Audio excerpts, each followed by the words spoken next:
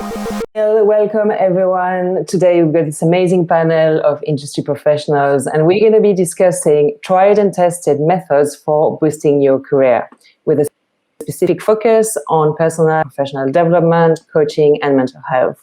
So this is really for you if you are an artist or a music professional and you're really looking to get the best version of yourself forward in 2022.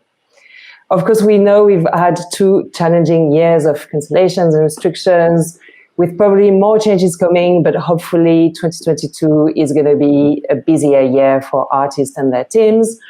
And we're also in the midst of this really exciting time of collective evolution. So we really all get to create the industry we want to live in, kind of moving away from this old paradigm of burnout and competition and towards this new paradigm of valuing things like balance, diversity, sustainability, and contribution.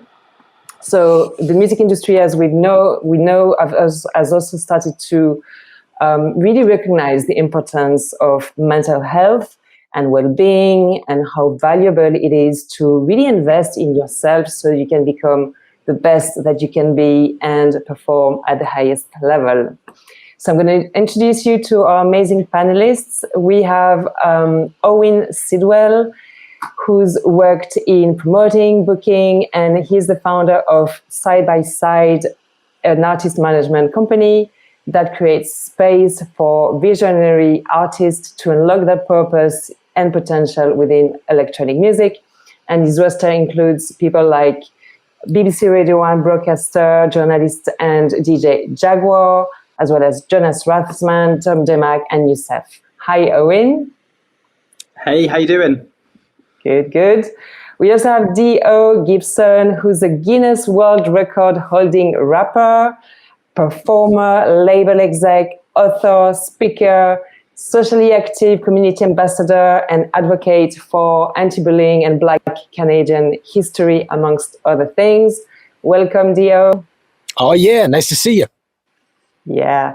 And I'm going to introduce you to someone who's not there yet, but just so you know who he is when he pops in. His name is Wizdom Layne. He's the founder of We Are Impact, which works to bridge the gap between creative education and creative careers. And prior to that, he was part of a hip-hop group called Green Jade for 17 years and got involved in a variety of projects to help inspire and empower young performing arts talents. So if you have any questions, of course, don't hesitate to pop them in the chat. And I would love to start with you, D.O. You just published your second book called On This Grind, which details the life lessons that you've learned from the music business. And I would love to hear what you could share with us about some of the things that you have learned throughout your career when it comes to setting yourself up for success. Yeah, I came up with the book On This Grind, Life Lessons Learned from the Music Business. You can see it right back there. Music has been my full-time job for almost 19 years.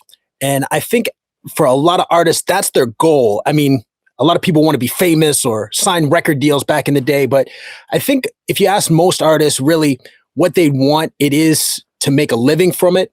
And so I've been able to do that. And to do that, I had to find ways to be consistent. And so a few of the things that have helped me were traveling. It's great seeing you because last time I saw you was in Barcelona. So I love going to music conferences. And that's one of the things that I point out is the importance of traveling and going to music conferences to make connections and then building with those connections, not just going and meeting somebody, but following up, reconnecting with them. And then also fusing together some of your different skills. So I love rap. I've always loved connecting with youth, but I put those two things together and created a business where I do hip hop shows for kids. So for outsiders, they might think of me as a motivational speaker or as a principal. Oh, we booked a motivational speaker. But for the kids, they all are like, oh, we have a rapper come today. So that was a way I could build up my fan base at the same time. So it's kind of those tidbits to do that. And then finally, in Canada, we have an incredible grant system. So I talk a little bit about how I've been known as Grantmaster Flash. I've written 500 grants for myself and other artists to help them gain money for recording, marketing, touring, attending business conferences, making music videos, and the list goes on. So many people have always asked me for advice on that I figured, why not just put it in a book?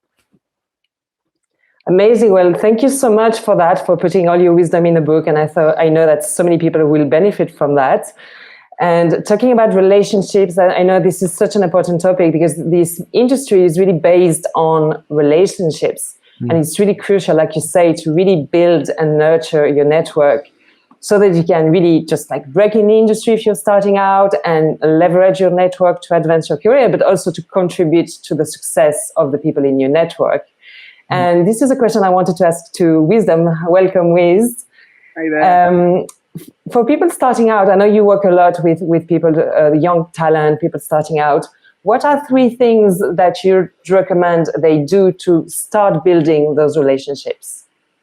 I think it's firstly really important that they work out what it is they want to do and why, because I think that is a really, really important to kind of guide your journey. If you want to be Beyonce, know that there are certain things that come with that, but also understand that not everybody needs to be Beyonce, because that once you know what your path is, that begins the kind of relationships that that are going to be important to you as an individual.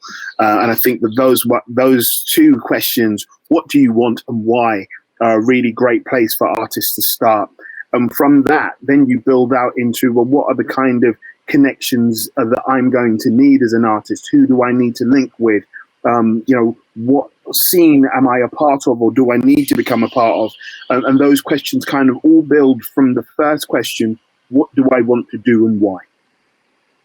Yes, that's such a great point. Really being intentional, right, with building those relationships. It's not just about meeting lots of people. It's really understanding what is the vision you have for yourself and for your career, and who are the people you would like to meet to support that vision. And definitely, I think sometimes we get caught into this mindset that if I go to a networking event, I need to meet everybody.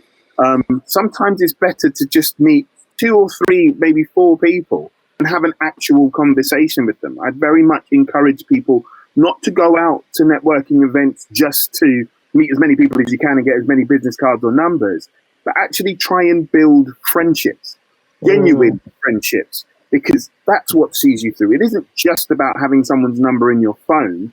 It's about what kind of relationship you have. I also say to people, it's generally the 3rd time that you meet a contact that it becomes a good contact that you can work with. Because first time it's like, hi, how are you? Yeah, I'm all right. Cool. Second time it's like, I remember you from this event. Yeah, how's that thing that you're doing? Then the 3rd time it's like, hey, bro, how you doing? What's that thing going?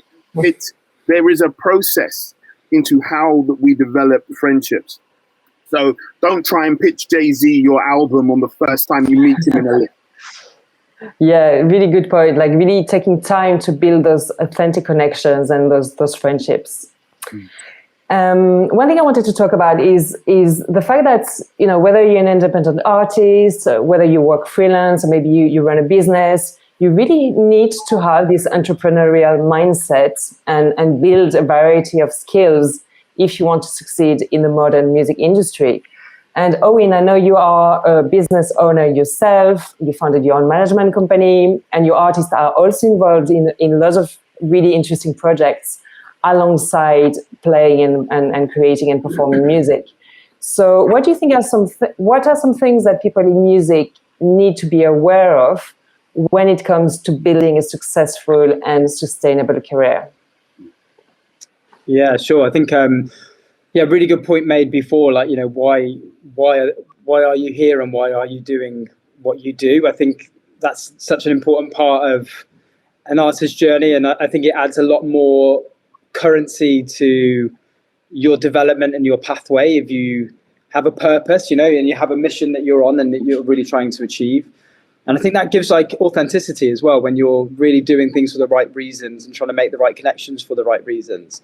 I think that just plays such a key part in just knowing where you fit and knowing what your direction is. So I think that's one thing, is to really take that time just to understand, what it is you want to achieve and why you're doing what you're doing. And I think it does take a lot of the stress out of the situation. I think you're trying to find yourself, 3 or 4 years down the line when you've made a few wrong steps already.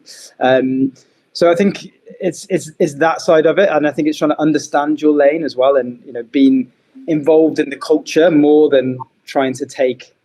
I think what can you give to that culture, and I think when you do that, when you engage in an authentic way and in a positive way, I think you feel that coming back to you at some point. It might not be immediate, and of course there's going to be some things that happen along that journey that feel like it's not happening that way. But I just feel like when you really give something to the culture that you feel so passionate about, your understanding of that culture and how to engage with it increases, and that's an easier way to navigate. So I think just understanding yourself and understanding the culture, and really investing time into exploring that, researching that, and trying to be a positive voice within that community. I think all of that stuff will pay off in the long term. Absolutely.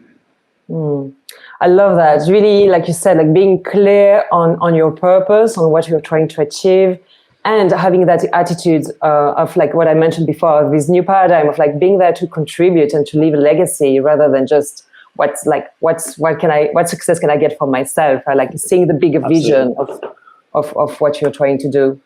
Beautiful.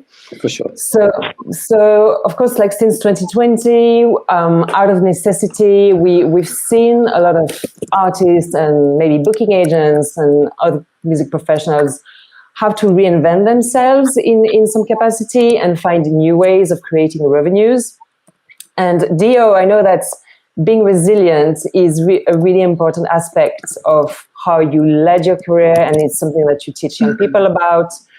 So how do you think people in music can cultivate this resilience so that they can future-proof their career and flow with the changes?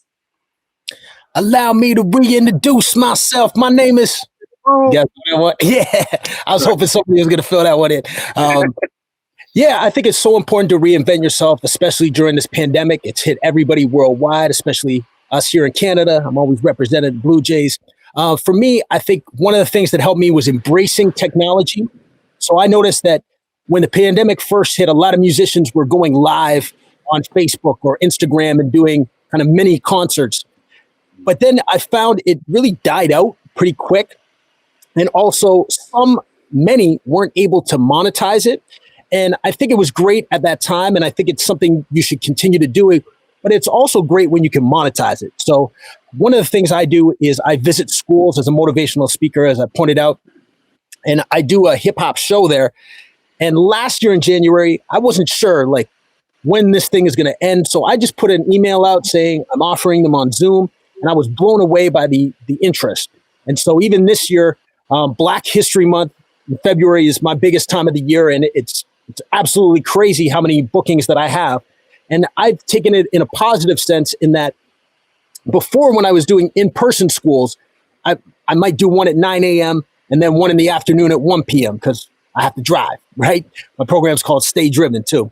But now I find I can do like 3 or 4 in a day because from 9 to 10, but I don't have to drive. So I can do another one from 11 to 12 and another one at 1 to 2. So I think embracing technology is such a key thing.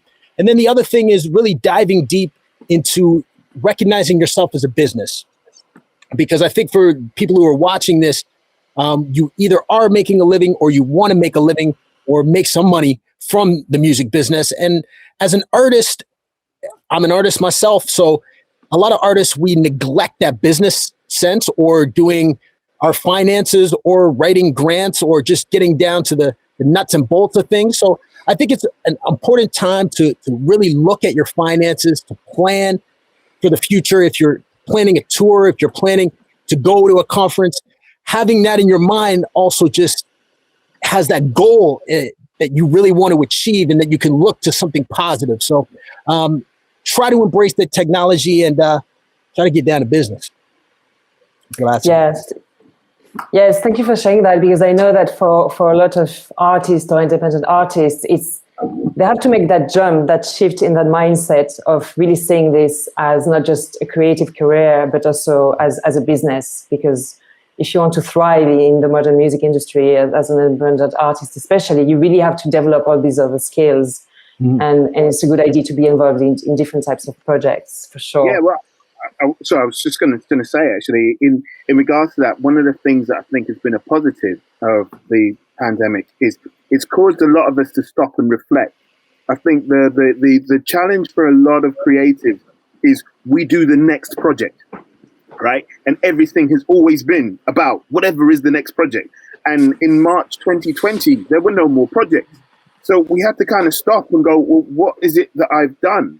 And one of the things that was really encouraging from the pandemic to some extent was actually being able to do an audit of oneself and go, actually, I thought I was this artist, but I've realized I actually spend a lot of my time doing content creation, and I know how to do streams, and I know how to do these. Because even for the larger artists, we're seeing that multiple income streams are the way forward. Beyonce makes more money from her perfume than she does out of touring. So It's important for us to be able to realize that the way that the music industry has changed is that the multiple things that we do around being an artist we're also able to monetize, whether that be sync, whether that be for computer games, whether that be realizing that your voice works well for voiceovers. All these other things are available to us and can be strings to our bow. And I think especially as independent artists that aren't necessarily on major figures and attracting hundreds of thousands per show, the more that we're able to utilize those different streams for our benefit, the longer term we're likely to be able to sustain our careers, especially if we can turn those things into passive income. Yeah, thank you for sharing that. It's such a great reframe of actually, you're not just an artist, but that's such good news because there's so much more you can do. There's so much more you can exercise your creativity and your brand and your name and monetize that. So there's a lot of opportunities really out there. And like you said, also, like since the pandemic, it's one of the silver lining is that it really helped us maybe go within and really start to reflect more and prioritize what's really important in our lives. And I know that, of course, a lot of people have had their careers affected, maybe, their jobs has been taken away from them, or, in the case of performers or DJs, they weren't able to play that much. And a side effect of that is that for a lot of people, the sense of self-worth has taken a hit. So I remember seeing last year an interview with James Blake, who said that he had realized that he had been linking his self-worth to being productive and being on the road. So it's really interesting to see that even artists who are so insanely talented and successful as James Blake still can get caught in that mindset. And Owyn, I know mental health is important for you and your artist. And as a manager, what tips do you have for artists when it comes to maintaining a healthy sense of self-worth through the highs and lows of a career?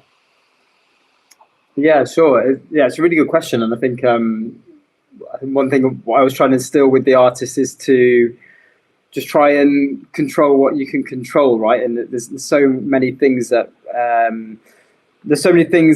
you kind of worry about that you literally have no control over. You can influence things, of course, by being proactive. But I think pandemics is just one of those, isn't it? A lot of my clients for 2020 felt like such a big year for them, and all the plans we had across the board, it felt really exciting. And when all that got wiped out, it took a few weeks to pick people back up again, and just try to kind of reprogram our brains to get into a way in which we can still, we can still maneuver, we can still find different revenue streams as was being discussed before. And I think just trying to put that power into your own hands. I think a lot of what we do is kind of forward planning and goal setting, and just trying to really get a mindset together that we can achieve this if we work hard enough and focus enough. And I think when you have a little bit of a roadmap, when you have defined and realistic targets, I think when you're working towards those and you feel that you're moving forward in difficult times, I feel like that energy that brings So the whole creative process is so helpful.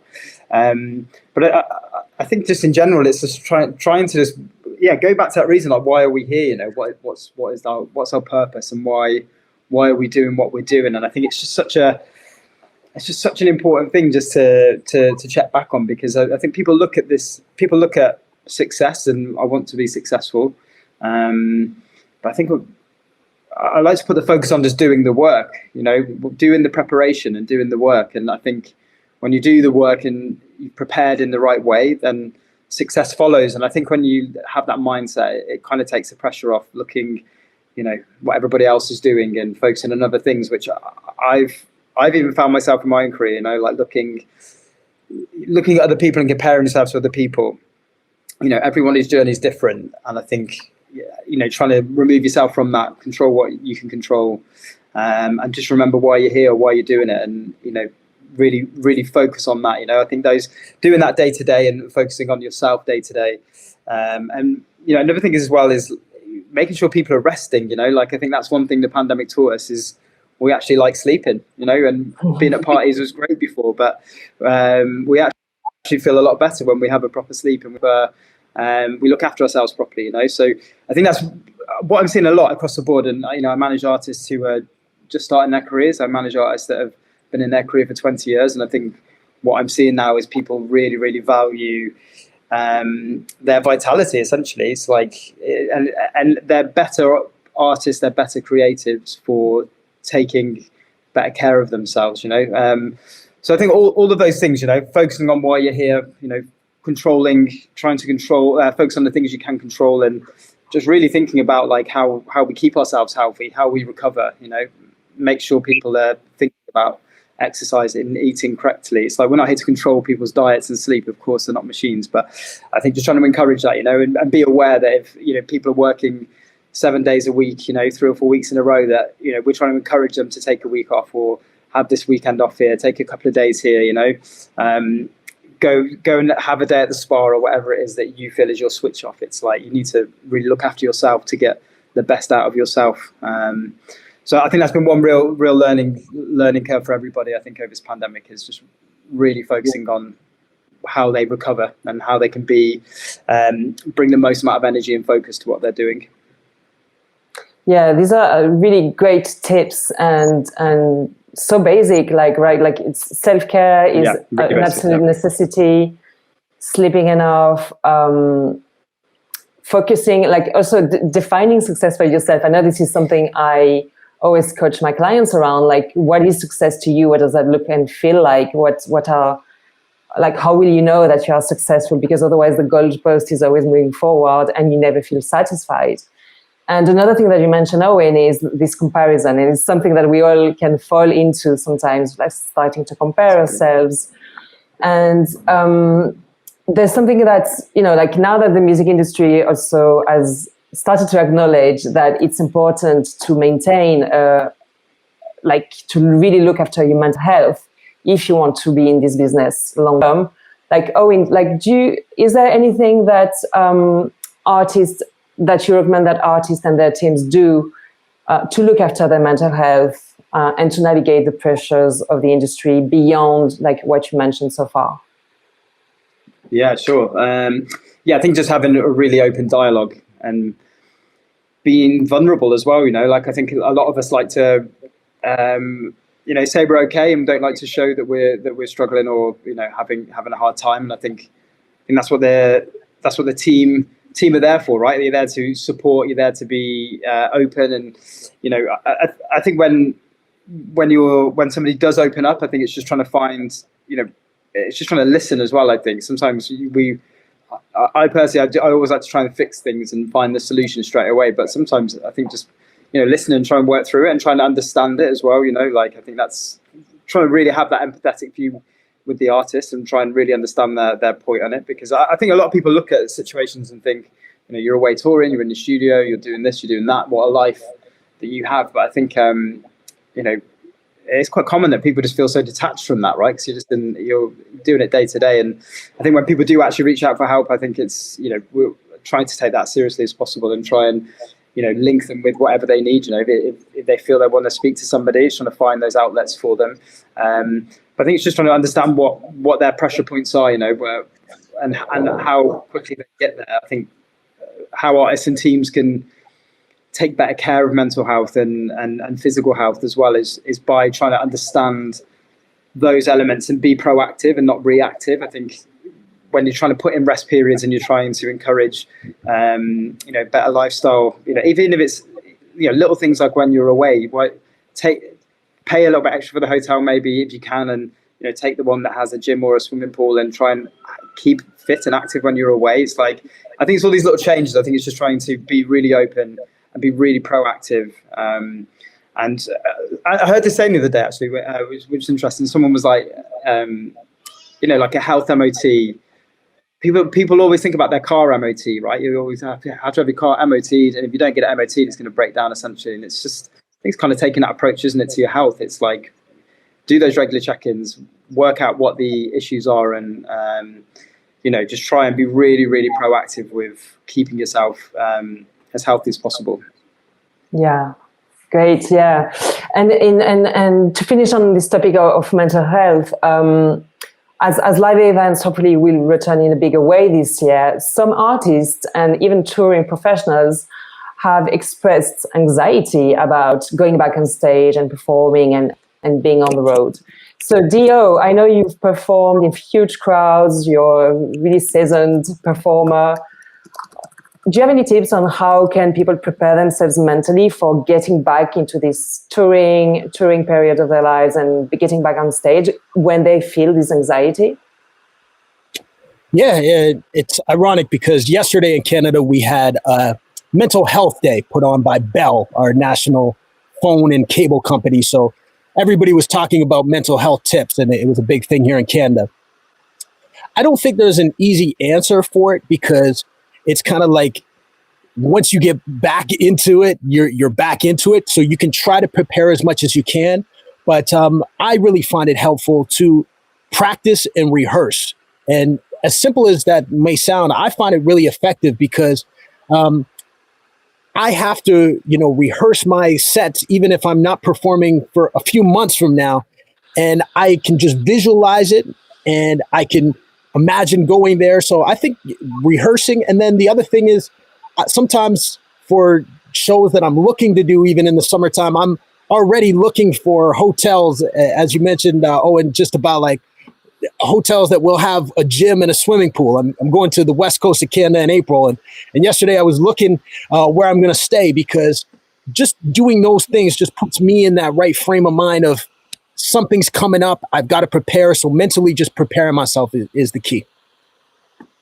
Yeah. So it's like really like a mental preparation, like doing what you can to get into that space. Yeah, I think so. Great. So just on the 2 points, I think it, like Dio was saying, I think once you get into a room, the first time that I think I've found this sort of for a lot of people, the first time you're in a room with a lot of people, everyone starts looking around and going, should we be here? I'm not sure how the restrictions work in different countries. And then after a while, it's like, oh, can I shake your hand? Am I still hugging? Are we doing what? And you get that awkward. And we're still not quite back to where we were, but I think that we are developing back there. Having said that, I was part of the MOBO Awards that happened in the UK just before Christmas. And everybody finally sort of got over that hump. We went to the after party. Everyone let their hair down. Everyone had a fantastic time. And then everyone seemed to catch COVID, which seems to be the very fear that people had. But we did have a really good time. However, the other thing that I think is also really important in this is knowing that it's good as an artist to have some separation between your artistry and you as the person. And I think quite often we get into real problems when the two are conflated. Because it's almost like, I used to describe it as the Superman and Clark Kent syndrome, where everyone outside thinks you're amazing, but then you're stuck in your house as Clark Kent and there's nothing to be amazing. And I always encourage artists that I work with to use a stage name or have a stage persona that they can step back from, so that they can just be themselves. as it were, and not everything has to be caught up in the success of whoever the artist persona is. It's a part of you, and I'm not asking people to be psychotic. I'm purely saying, know that this is your artistry. We don't generally go around the supermarket going, "Hey, how you doing? You good?" Like, that's not how we roll. However, that's a part of you. But being able to have a separation between the two of those means that social media doesn't need to become as difficult and so personally taxing, because you're just playing a role that once that camera goes off, you can turn off. If you feel that you can never turn off, that can really have an effect on your mental health. And I think that having that separation, like now that we exist almost as well in a metaverse and in online, realizing that there is a separation between that, I think is really, really important for artists, because it's easy to get sort of really sort of caught up in that world if you're not quite careful about it. Yeah, I really love that advice, wisdom of having a separate, archetype or whatever you want to call it, as your artist self, and not separate both, like you said, so you don't take things so personally. So, if there's internet haters and things like that, you can separate your own sense of self and worth. And it's like this thing that Beyonce used to do, right? Like she had that alter ego, Sasha Fierce, because she was so young at the time, she really needed to step into her confidence. And so she created this whole alter ego. So that can be a really good tool for artists. Like whatever it is that you need more of in terms of how you want to feel or the qualities you want to step into, you can create that archetype for yourself. And put the cape on, like you said, like yeah.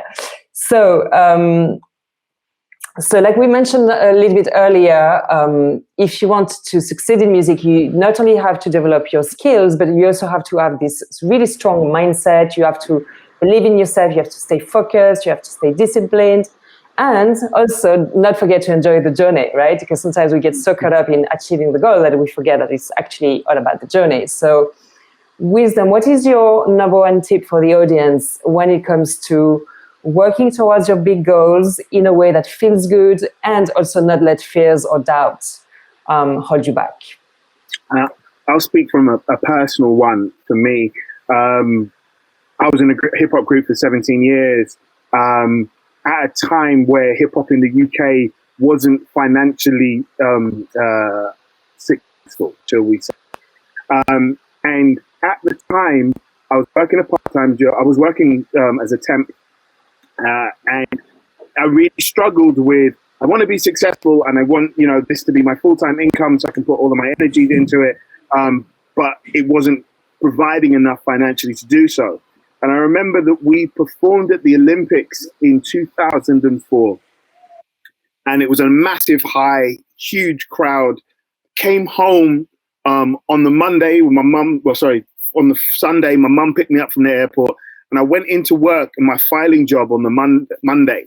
And everyone was like, "Oh, what did you guys do over the weekend?" And they were like, "Oh, I went to the cinema, I went to the pub." And like, "What did you do?" And I was like, "I opened the Olympics." And it was like, "No, you didn't." And I was almost like, I almost didn't feel like I did. And one of the things I'm really happy for now that I've matured is understanding, rather than seeing it as, "Oh man, I'm not successful because I've not made shed loads of money out of this." I changed my thinking to, how lucky am I that while other people are going to the pub and doing various things, I can be flown abroad. I can perform in front of places with my mates and come back and enjoy that and still be able to pay my bills. And I always want to encourage artists that it isn't necessarily always about the lavish lifestyles. Just know, if you can find a way to do this thing and you're able to get this talent that you've been given out of you, enjoy that. Enjoy that process. It may turn into millions. It may not. That doesn't necessarily mean that you are bad at a thing. It is just, we all have a journey. And sometimes even being good and great at something doesn't necessarily always guarantee you financial reward. But you've got to enjoy this. You've got to be here because this is what you want to do. And this is something that's important to you. Beautiful, yes, yes. Like really enjoying and then stepping into that sense of gratitude, like you so beautifully demonstrated, no matter where you're at, and like being grateful for where you're at and all the things that are going well, and also all the challenges, because we grow through those challenges, through those hard times. They're also there for our benefits, even though it's hard to see it at the time. So, as we're wrapping this up, I would love to hear your final takeaways from all of you. If there's maybe one piece of advice or a word of inspiration that you would like to leave the audience with to help them boost their career. So, Dio, do you want to start? Yeah, earlier this week, I heard on the radio this old song, "If It Makes You Happy, Why You So Sad?" You guys know that one? Sheryl Crow. Yeah. But it made me think, because when that song came out, I was like, that makes no sense. Why would anybody be sad if they're doing something that makes them happy? But then I thought about it in the music business sense of it. And I see so many artists, especially now, that are frustrated. You know, I see them voice their gripes on social media, like, I'm not getting followers, or I'm not getting views, and or this thing got canceled and I'm doing it. And I always think you got to come back to doing it for fun and finding that passion, rediscovering that. I mean, yesterday I was doing a Zoom session with my friend in Nova Scotia, cross country, when we're doing some songwriting. And that's just fun. So as much as I get bogged down sometimes by doing emails or responding to this and that, that's not fun. It's rediscovering that passion, rediscovering that purpose. So, you know, enjoy being part of this. Enjoy learning. And shout out to my man, Ted Cohen, who's watching along too. Great. Owyn, any final words? I think what Theo said there is so important. I